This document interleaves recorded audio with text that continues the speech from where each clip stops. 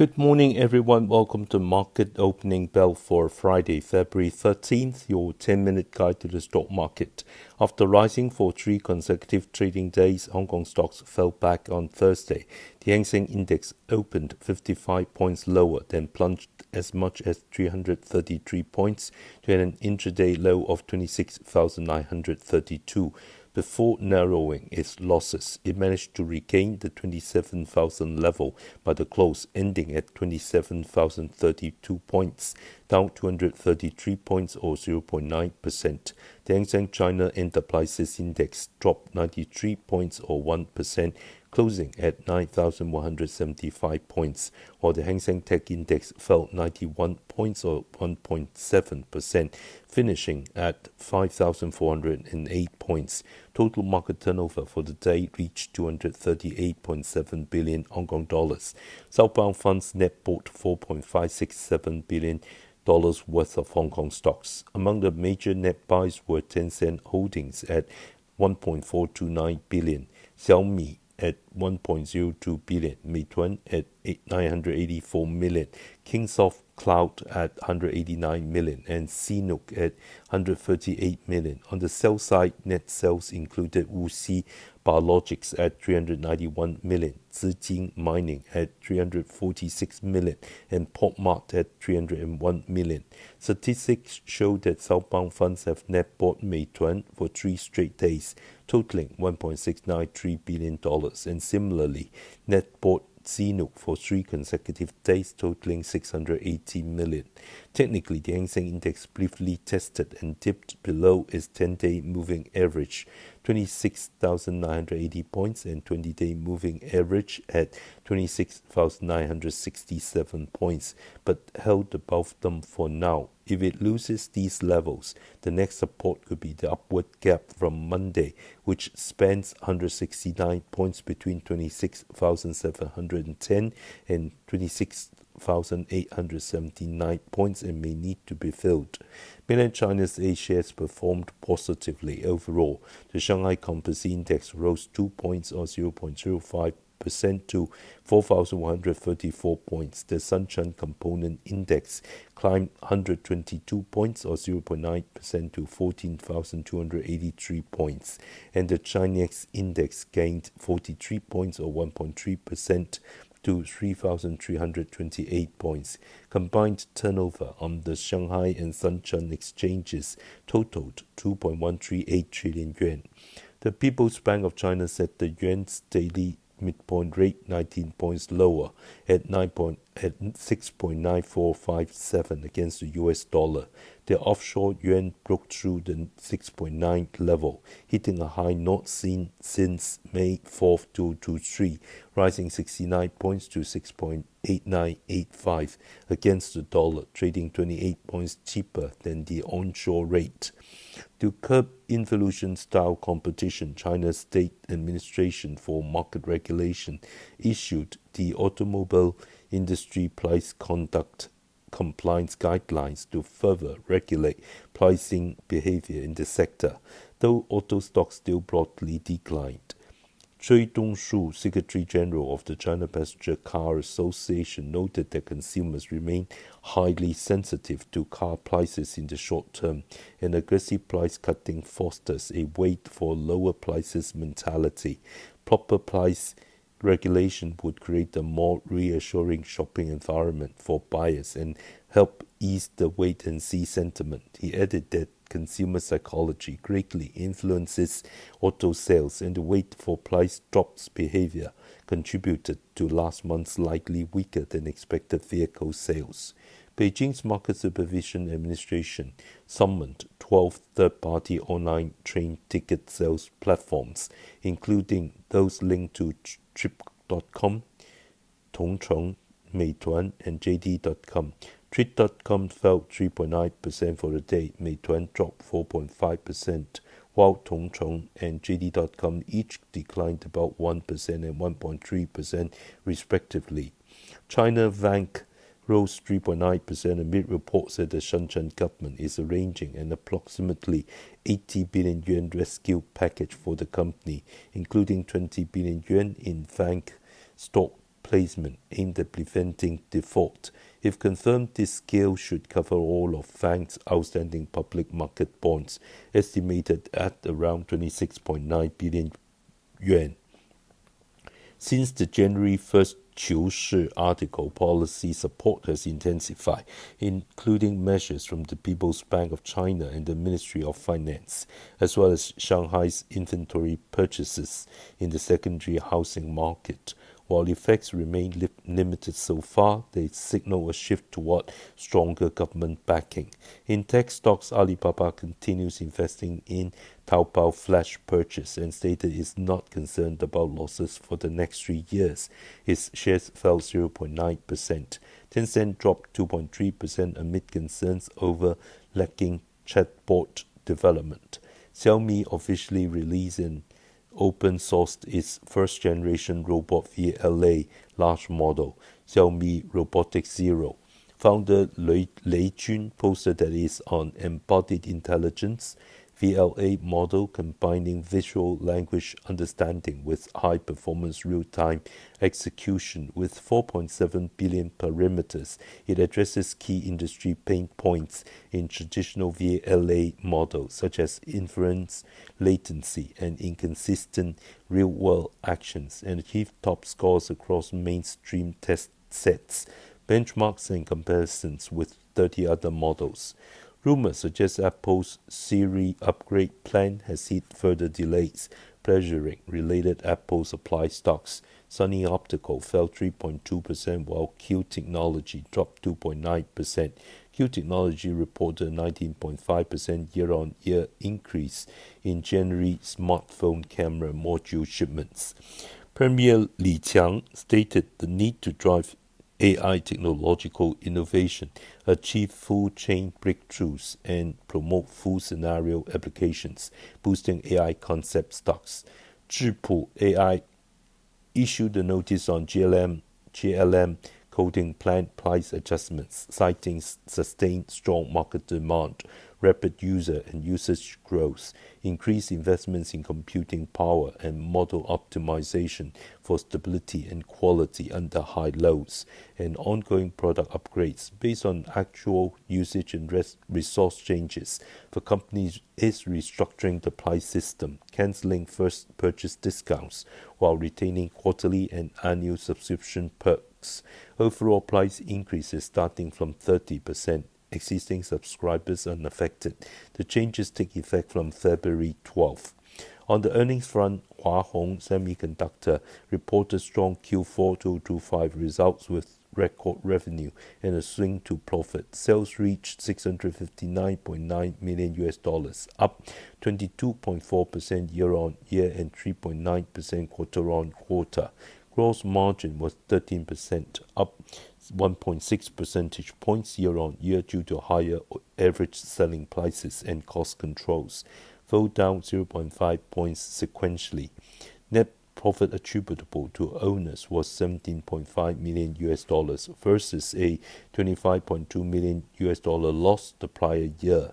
Full year 2025 average capacity utilization hit 106.1%, reflecting robust demand for mature nodes like power management and embedded non-volatile memory.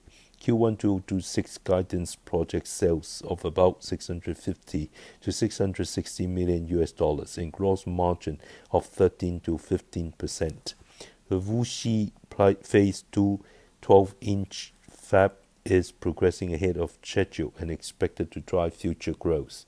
The Lenovo Group posted an 18% year-on-year revenue increase in its third fiscal quarter to a record $22.2 billion, with all three business groups achieving double-digit growth. AI-related revenue surged 72%, accounting for 32% of total revenue. Profit attributable to shareholders fell 21% to about $546 million, mainly due to a high base from one-off tax reversals last year. Adjusted shareholder profit reached $589 million, up 36% year-on-year, twice the revenue growth rate. Shares fell 4.6%, partly on concerns over gross margin decline to 15.1%, down 0.9 points year-on-year, driven by product mix shifts and lower margins in the Infrastructure Solutions Group. Budweiser Brewing Company, APAC, reported a 32.6% year-on-year drop in full-year net profit to $489 million. Fourth quarter revenue fell 6% to $1.073 billion, with losses widening to $105 million from $60 million the prior year. Total volume declined 0.7% to 1.352 billion liters, hurt by ongoing challenges in China and weakness in South Korea, partially offset by strong growth in India.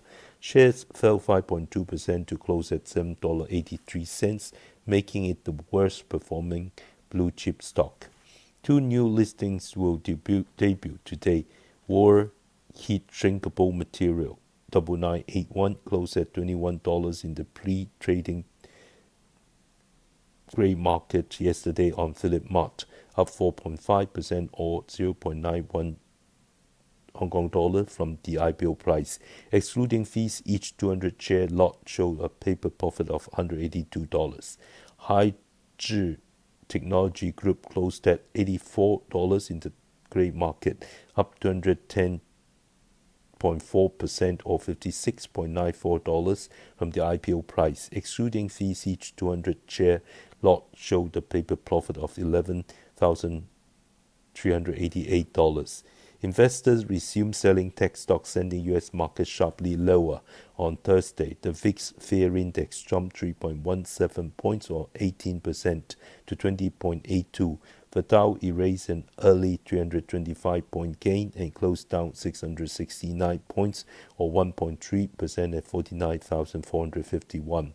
The Nasdaq plunged 469 points or 2% to 22,597, while the S&P 500 fell 108 points or 1.6% to 6,832. The Nasdaq China Golden Dragon Index, tracking Chinese stocks, dropped 234 points or 3% to 7,599. Major tech stocks faced heavy selling pressure.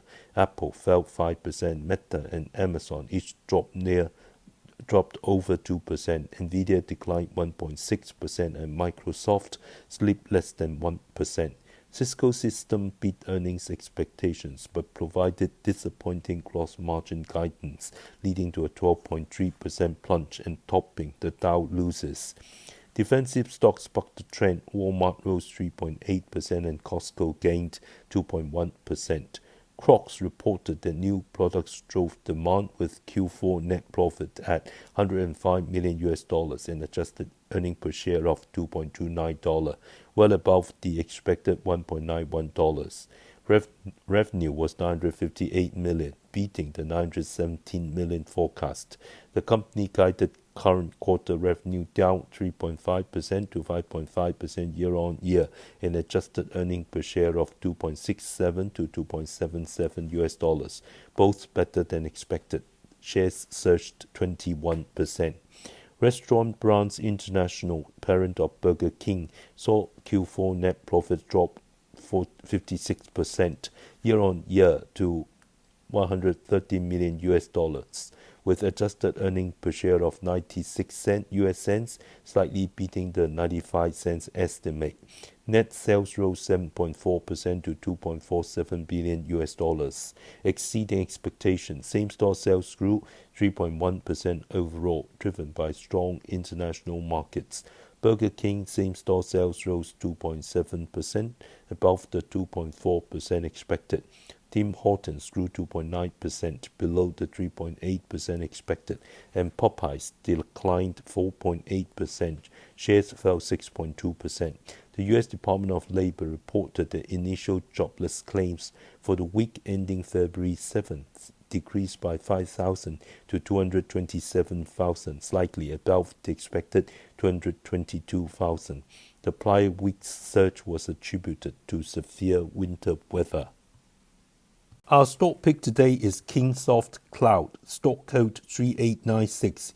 Kingsoft Cloud continues to execute its high-quality sustainable development strategy effectively. In the third quarter ended September 30th, 2025, the company achieved accelerated revenue growth and improved profitability. Both adjusted operating profit and adjusted net profit turned positive for the first time on a quarterly basis. The integration of artificial intelligence and cloud services has brought significant market opportunities for the group. In the third quarter of last year, the group's revenue growth accelerated year-over-year to 31.4%, reaching 2.478 billion yuan, and increased 5.5% quarter-over-quarter from 2.349 billion in the second quarter of 2025. This was primarily driven by the continuous upgrades to AI infrastructure and products, leading to revenue growth from AI-related customers. Among them, public cloud services revenue surged 49.1% year-over-year to 1.752 billion yuan. During the period, AI business billings reached 782 million yuan, with a growth rate of approximately 120%. The strategic cooperation with the Xiaomi Kingsoft ecosystem continued to strengthen, with revenue contribution from this ecosystem surging 83.8% to 690 million yuan. The group's adjusted gross profit was 392 million yuan, up 27.6% year-over-year and 12% quarter-over-quarter, mainly due to the expansion in revenue scale, particularly from intelligent computing cloud services. Adjusted EBITDA profit reached to 826 million yuan, representing a 345.9% increase. The adjusted EBITDA margin was 33.4%, up 23.6 percentage points, primarily attributable to improvements in cost and expense control, as well as non-recurring other income realized in this quarter. The group achieved a turnaround in adjusted operating profit to a profit of 15.4 million yuan, compared to a loss of 140 million yuan in the same quarter last year and a loss of 166 million in the previous quarter. Adjusted net profit achieved profitability for the first time, reaching 28.7 million yuan versus an adjusted net loss of 236 million yuan in the same quarter last year. Xiaomi is expected to invest approximately 10 billion yuan in the AI field in 2026 as the cloud service provider for the Xiaomi ecosystem. Kingsoft Cloud will be a major beneficiary. It is anticipated that Kingsoft Cloud would update its agreement with Xiaomi before mid-2026, raising the revenue cap for 2026 to 2027 by 10 to 15%, implying a compound annual growth rate of approximately 37% for revenue from Xiaomi between 2025 and 2028. The group has not only rapidly expanded intelligent computing cloud within public cloud, but has also actively laid the strategic foundation for deep integration of AI with industries in enterprise cloud. The company is excited and optimistic about the rapid adoption of AI across ecosystems and diverse vertical sectors, which will bring substantial AI-driven growth opportunities. Recommended buy price $7.7, initial target $8.40, with further target at $9, stop loss at $7.25. I do not hold the above stock.